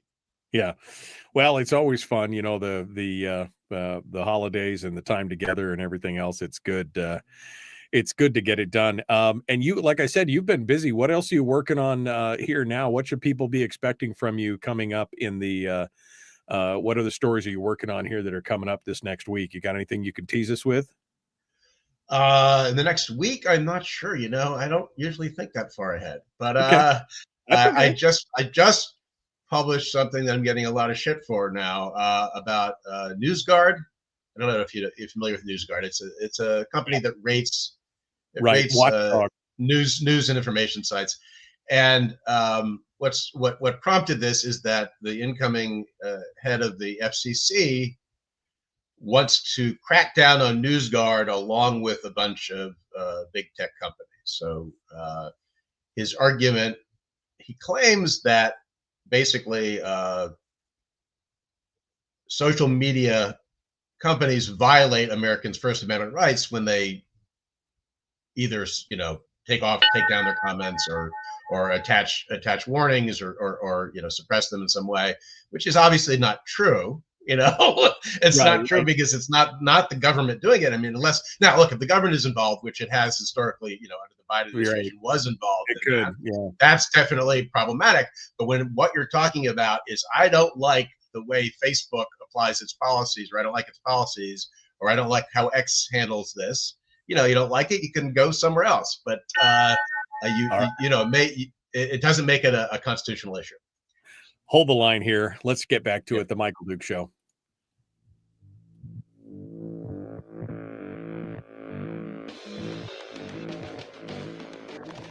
What the hell's an assault weapon? You know, if we could just figure out how to get all of the murder guns and the attack guns and not keep selling those to people and just sell protection guns, I think that would be great and solve a lot of problems. Does this mean that if we hurt your feelings, you'd consider the Michael Dukes Show assault radio? Okay, we can live with that. Here's Michael Dukes. Jacob Sullum from Reason Magazine is our guest here today. We've been talking about the PICA, which is the Protect the Illinois Firearms Act, the assault weapons ban. And that has now been enjoined by a federal judge in Illinois. It's already gone up to the Seventh Circuit and then come back, and now it's going to go back to the Seventh Circuit. We're seeing these things happen all over the country, Jacob, where some of the circuits are basically not embracing Bruen. In fact, they're doing everything they can to kind of stand against the Bruen decision, which, I mean, it seems counterintuitive and it seems like kind of a break with American tradition, but there seems to be a lot of kind of activism from the bench and those kind of things. Where do you think this goes? What do you think happens here with this as we, as we move forward? Because he's written the decision. Now it has to go back because it was handed back from the Seventh. It has to go back to the Seventh. What happens from here? And is this the last time we see this kind of stuff? It's not the last time we see this kind of stuff. I think the Seventh Circuit is likely to uphold the law, but I think the Supreme Court is either in this case or possibly in the Maryland case or another case going to have to confront so-called assault weapon bans and say whether this is okay. You know, these are as we mentioned, these are guns that are in common use for lawful purposes. Is it okay to categorically ban them? I suspect it's going to say no, but we'll find out. And one thing that has happened as a result of Bruen is that, well, a couple of things. First of all, you see some judges actually ruling in a way that they clearly don't like. And they don't like it because they say they don't like it, right? So that shows that Bruen does have some teeth. In other words, by saying you can't just simply do this sort of cost-benefit analysis where you compare the burdens imposed by the law by the benefits you think the law has, and decide which outweighs the other. You can't do that anymore. You have to engage in historical analysis. Now, that still leaves room for a lot of disagreement because people disagree about which examples are relevant, which are close enough and which are not close enough. In this case, in Illinois, the state cited, hundreds of supposed historical precedents, but as McGlynn noted, almost none of them were broad bans on categories of weapons. So you'd think that if something is going to be relevantly similar, as the Supreme Court puts it, that it would have to be something like that in order to be similar enough to one of these bans on so-called assault weapons. So the laws that the state was citing involved restricting or banning concealed carry. So there is some precedent for that states did that. Right. It involved not carrying guns in terror of the community, right? Which is doing it in a menacing way. It's not just carrying them. And then restrictions on firing guns, right? So, for example, there were laws that said when you're drunk, you can't fire a gun in public, which is probably a sensible policy. But what the hell does that have to do with banning a broad category of semi-automatic rifles? Right, and by implication, that also meant that you could be in possession of a gun while you were drunk. You just couldn't fire it, which is ironic. Yeah, it depended on the law. There were some laws that said if you're drunk, you can't carry one in public either, whether you fire it or not. And this came up in cases we've discussed before involving the ban on gun ownership by drug users, including cannabis consumers. Where at least that it made a little more sense because you're talking about some kind of intoxication potentially, but the crucial difference there was that they were banning people from carrying guns in public when they're drunk. They were not banning all drinkers from ever having guns, right? That's quite a different policy. And so that's the current policy with respect to illegal drug users, which includes marijuana users.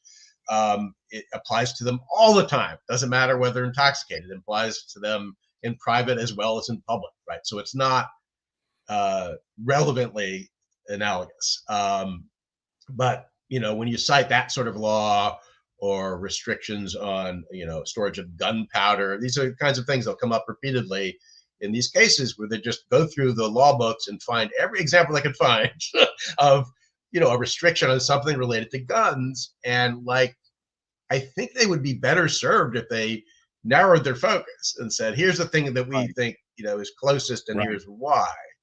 And so in that case, you go back to things like restrictions on Bowie knives, dirks, right?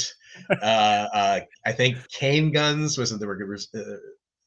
basically there were a bunch of laws that had to do with sneaky things that were perceived as sneaky.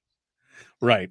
Sneaky pen like handguns. Yeah, and for that matter, the resistance to concealed carry was based on the same premise. It's quite different from how people tend to view the issue nowadays. Nowadays, it's like, oh man, if you openly carry your gun, that's threatening and scary. Keep it in your pants or keep it in a holster, and then we don't know, and it won't alarm us. Whereas back in the day, it would, a lot of legislators thought, that true honorable men always carried their guns openly, and you should be concealing them. Right. So well, whatever. So but the point is as the Supreme Court pointed out when they looked at these laws, it was never historically established that it was okay to outright ban public carry, right? So even if you had states that said you can't carry them concealed, they still allowed open carry, and that was crucial in Bruin, where they were dealing with the right, to armed self-defense outside the home. Right. Well, ultimately, this is going to have, the Supreme Court's going to have to weigh in on some of this as these states and as the circuit courts drag their feet on Bruin, as the states try and throw, as much mud against the wall as they can. Let's find every gun law and throw it up there and do that. The Supreme Court's ultimately going to have to get involved again here and clarify it, right? Yes, I think so. And if you look at the logic of its prior decisions, it's hard to see how they can uphold these laws. Especially given, how that they said you absolutely can't ban handguns. Handguns are the guns by far that are most commonly used in violent crimes, most commonly used in mass shootings, for that matter, which a lot of people don't realize, right? And so, and they said, despite, the fact that these guns are commonly used in crimes, that doesn't mean you can stop law-abiding people from owning them for self-defense. And by the same logic, it should apply even more powerfully to guns that are almost never used, for illegal purposes. So just a tiny percentage of these guns end up being used in crimes, and they're not commonly used in violent crime in general. So it should be even easier, you'd think. Right. Well, and that's the problem. Again, long guns are really not the problem. They're a fraction of a fraction. It's the handguns that they seem to eventually are going to be going after. We're out of time for right now. Jacob Sullum, Reason Magazine. You can find him at reason.com. My friend, thanks so much for coming on board and joining us. I appreciate it. Happy Thanksgiving to you. Happy Thanksgiving to you. Thank you. All right, hold the line for a second. Folks, we're out of time. The Michael Dukes Show. We got more coming up. Willie Waffle up next. Streaming live every weekday morning on Facebook Live and MichaelDukesShow.com. All right. Jacob, thanks so much for coming on board. I don't know if you're still there. Sure. I just saw your thing click. I'm still here. I don't know if you can hear me. I can hear you. So okay. Anyway, okay. Just wanted to say thank you so much. As always, it's good to talk with you. And if you had any final thoughts, I was going to give them to you before you go. But if you got to go, you can go. It's I appreciate it. I think we're covered for now. Okay. All right. Well, thanks. Enjoy your smoking time and the family time, and we will catch you in another month or so. Thank you for being part of it today. Sure. Thank you. Take care. Thank you. Man, good stuff. Jacob Sullum, Reason Magazine, our guest here on the Michael Dukes Show. I mean, I think ultimately what's going to happen is we're going to have to the Supreme Court's going to have to get involved again. And this is part of the disingenuousness of this whole discussion on, assault weapons bans and this weapons of war thing. They're always focusing on the evil black rifle, right? I mean, the rifle is always a thing. But again, statistically, when you look at it and you realize that the stats in a country of 340 million people, 320 million people, whatever, 320 million people, and you get 15,000 homicides a year, which is already statistically, I mean, each one's a tragedy, don't get me wrong, but statistically, each one is, when you look at it in that way, that's a small fraction of a percentage, 15,000 out of 320 million. But then you realize that the subset of those that are carried out with long guns are less than 500 out of 15,000. Less than 500. You use the 389, I think, was the last one. You realize that this really is not a fight about evil black rifles, long guns, things like that. That is just the stepping stone to the next thing, which is, of course, the outlawing of all semi-automatic handguns. Because that's where the lion's share of this stuff is going on. It's all, like you said, most mass shootings, most active shooter events are using pistols. Some of the big ones that got a lot of visibility do include long guns. But again, if you look at the actual numbers and statistics, it's a fraction. Long guns are a fraction of what is actually being used to commit those crimes. Why? Well, because pistols are concealable. Pistols are small. You can get them around to where you need them if you're going to be a criminal and do criminal things. That's why. So anytime they start talking about this whole weapon of war and long, evil assault rifles and all this kind of stuff, it's to me, it's just a smokescreen and a stepping stone to the larger problem, which is, of course, the outlawing of all semi-automatic firearms, specifically handguns. That's part of the problem there. It's a tough situation. Anyway, well, I see you guys are all on the food bandwagon already. You guys are all ready for Thanksgiving already. Smoked cream cheese. Oh, that sounds delicious. I mean, that sounds really good. Frank says smoked moose tongue. Oh, I love moose tongue. I do love. There's nothing like a moose tongue sandwich. I got to tell you, little, hearty wheat bread or 12 grain bread with some good spicy dark mustard and a moose tongue. Oh, it's been, gosh, it must have been more than 10 years since I had that. Last time I talked a friend in who was going hunting, I asked him to cut the tongue out and bring it to me, and he did. Oh, and you plop that thing into a bucket with water and pickling spices, and you cook that thing for about 3 hours, and it is delicious. Delicious. Smoked Spam? I suppose you could smoke Spam. Oh, Frank says making Spam. You make your own Spam, Frank? I mean, that would be interesting to make your own Spam. Spam is a guilty pleasure. I always have it. We always have a couple cans on the shelf just in case I feel like making something for breakfast. That's always kind of a good thing is going on. Fun fact, says Anthony, sharp sticks and rocks were and still are technically weapons of war. Yep, that's exactly it. Cold smoked anything is delectable, says Jeannie. I couldn't agree with that. Oh, smoked cream cheese would go great with the Dickens. You're not wrong. You're not wrong. That would be delicious. Frank says, now you can buy smoke powder, a little bit to taste, mixed with the cream cheese. I like that. I know. I think so. I like that. Debbie says, nope, I'll stick to jalapeno ham. I mean, those are two things that I love. Why wouldn't I want to do both of them, right? Wait a second, Willie's buzzing in here.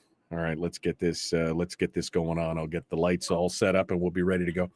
Jalapeno ham is good. And yes, moose heart is great. So you guys have got all the good food here. All right, well, let's talk movies, shall we? Let's get to it. The Michael Duke Show, Common Sense Radio, Willie Waffle right now.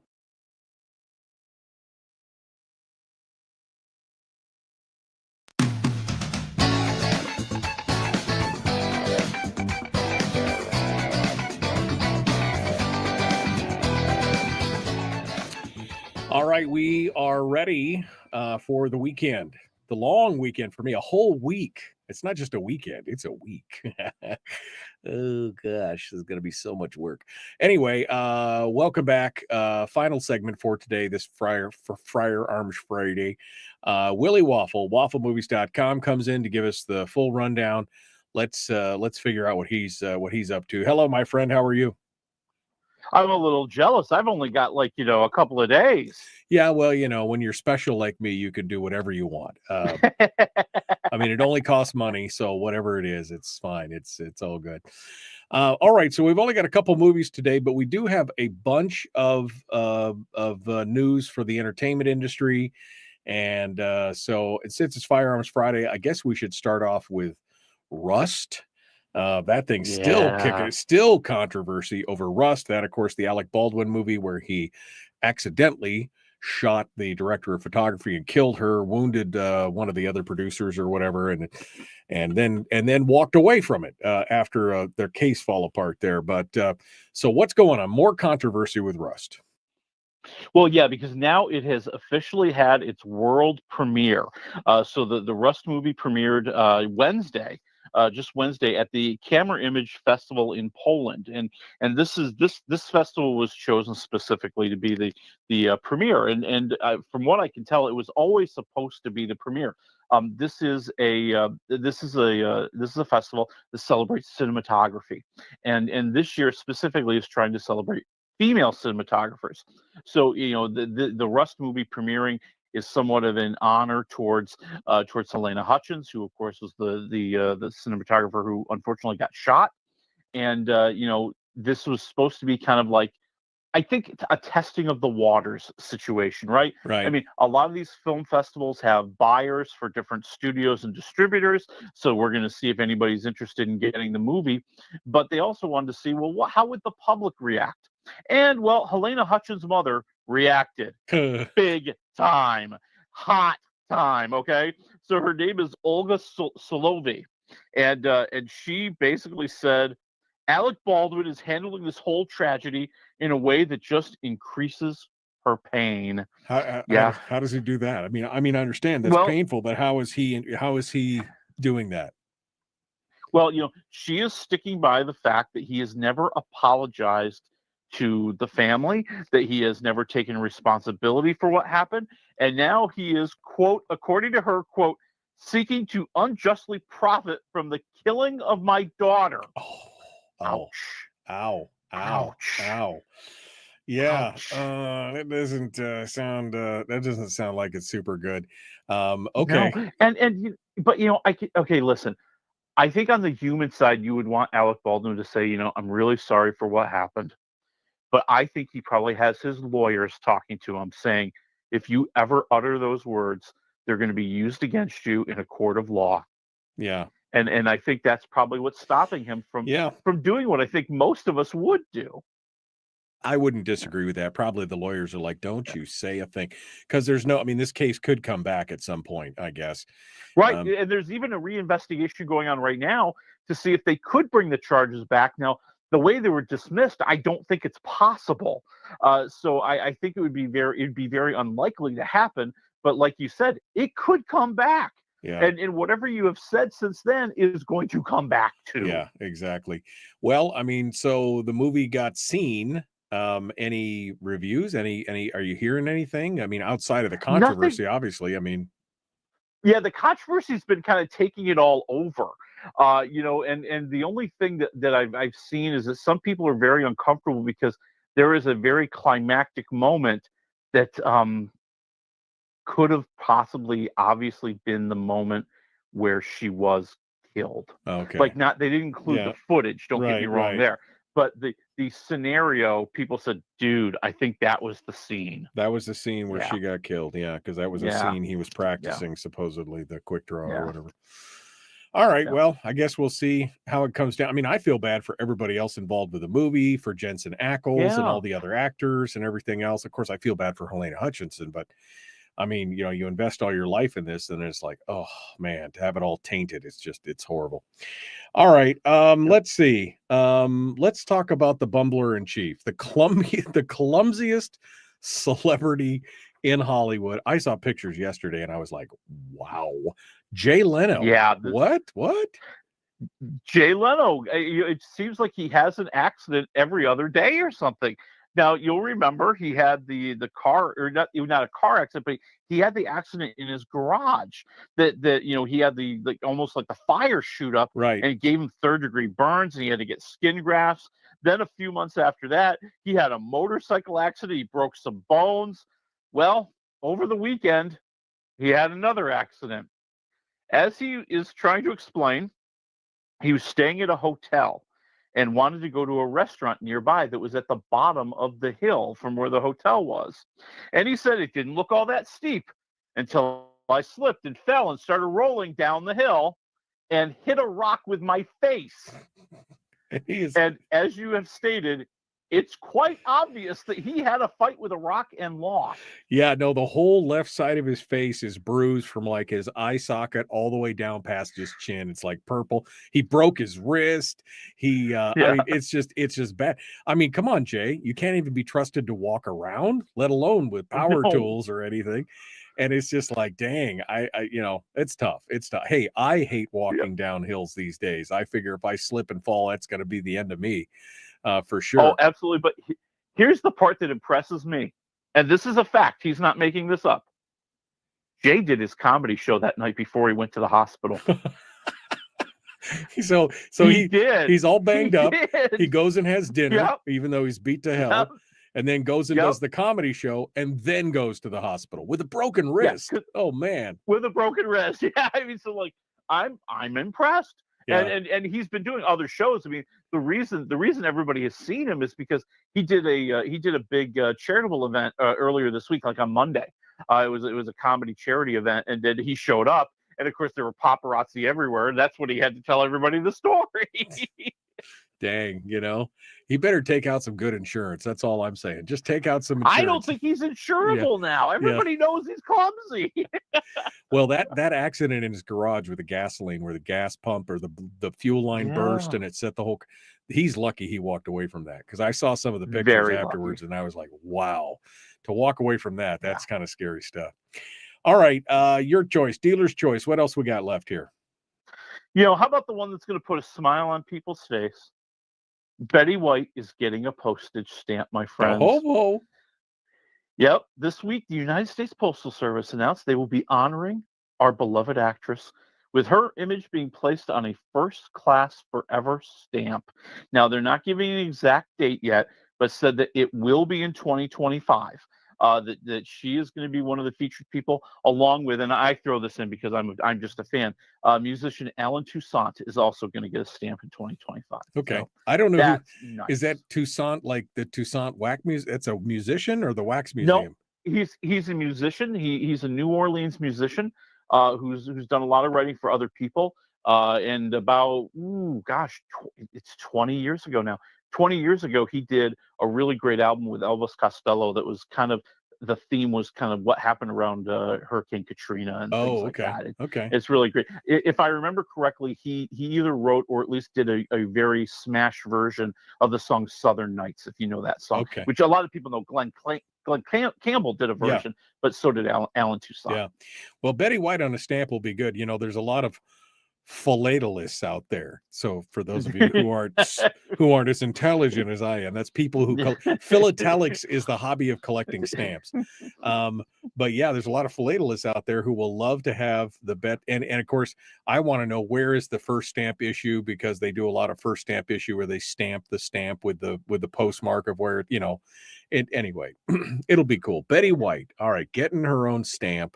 I mean, it's a pretty good deal. I mean, this is for the gal who, when she was born, they hadn't even invented sliced bread yet. And I know, right? Right. She just died last year or year before, and she's just so a few years ago. Yeah. I mean, she was older than sliced bread. She was one of the first people ever on television. I mean, like, Betty White was around a long time. Yeah. And God love her. That is a testament to her grit, her determination, and her talent, because a lot of people would have been out of the business a heck of a lot faster. Oh yeah, and she was working till the very end. It was kind of crazy. Yeah. All right, this one's for you, I know, because the Oscars. Give it to me. There's new Oscar news. The Oscars have announced our host for the year 2025, and it will be Conan O'Brien. Conan O'Brien. He is going to be, yeah.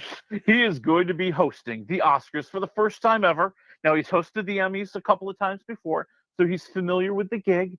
But I think, honestly, I'm really happy about this because I like Conan O'Brien a great deal. Yeah. And I think of all the people, hey, listen, he walked away with a ton of money, but man, NBC shafted that man. Yeah. And I am really glad to see that he was able to recover from all that, still have a great career. And he seems to be doing even better now that he's off television. Yeah. As far as, the nightly show, he's doing a really funny podcast. He's got a show on Max where he travels around the world and does all of his crazy antics when he's visiting and touring.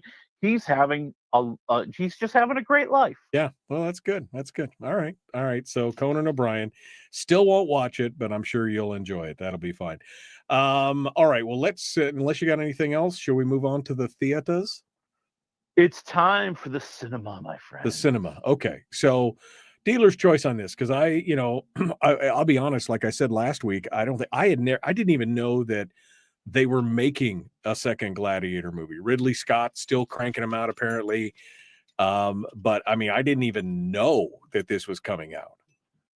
Yeah, let's talk about Gladiator 2 first. I mean, because I think honestly, I'm going to tell you right now, I think that this combination of Wicked and Gladiator 2 coming out this weekend is going to be maybe not as powerful, but it's going to remind people of the box office that was done when Barbie and Oppenheimer came out the same weekend. Okay. Because I think you've got people excited about both movies in the same way. And Gladiator 2, of course, is the one that I think you and I are probably the most interested in, right? And here it is. It's set 15 years after the original. Paul Mescal is in here playing Lucius. He's a mysterious gladiator who seems to have a secret past. And he's been made part of these gladiators that are fighting for their freedom and fighting to make money for a former slave who has now found freedom and riches, played by Mr. Denzel Washington. Yeah. And then you throw Pedro Pascal into the mix, who of course he was doing gladiatorial stuff like in Game of Thrones and stuff like that. So this looked, I've seen some pictures and some other things. I mean, I'm interested. My interest is piqued. What do you think? Totally get interested because, listen, I think that the only criticism I have of this movie is that it really does feel almost too much like a remake of the first movie. Okay, you're going to feel a lot of the scenes are very similar. The story is very similar, but it's totally worth it. I mean, as far as a grand spectacle, you're not going to see anything bigger this year. I mean, I'm sorry. Those big sword fights and those battles in the Coliseum are just amazing. That is what big cinema screens were made for. Right. So we could see all that shocking action. I mean, they even do a thing where they fill the Coliseum with water and they have Navy battles in the Coliseum. Oh jeez. Oh God. And I'm just gonna tell you right now, because everybody's already talking about it. And also in the water, if you fall off your boat, there are live sharks. Oh man. Okay. Well, I mean, spectacles, right? Ben-Hur, the first Gladiator. I mean, those are movies that you got to see on the big screen. So, all right, this might be something I get out of. So, -1 to 4 waffles. Where do you go for Gladiator 2? I'm at 3.5, and can I just say Denzel Washington was perfect for this movie? I mean, he is just so awesome. He just has so much charisma, and he's got all the sly comedy and all the sly humor.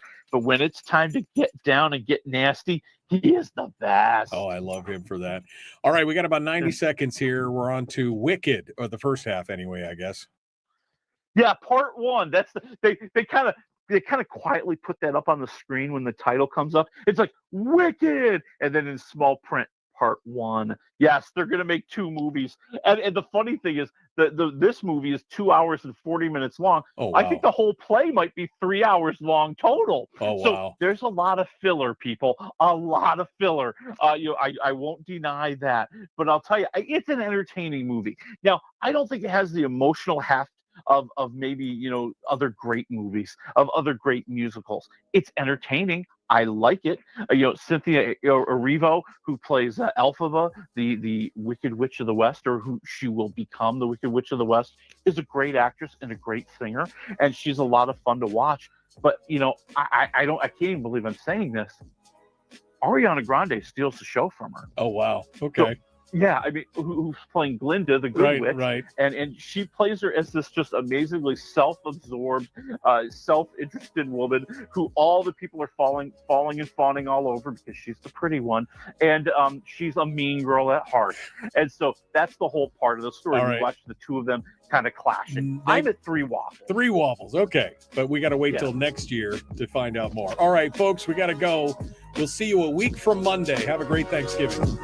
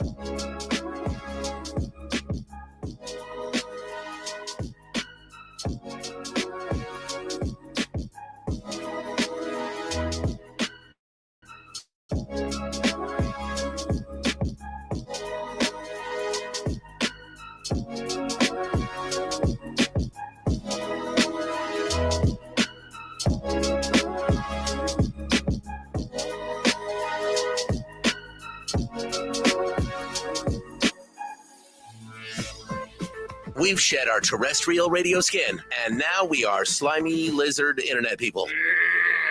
It's the Michael Dukes Show.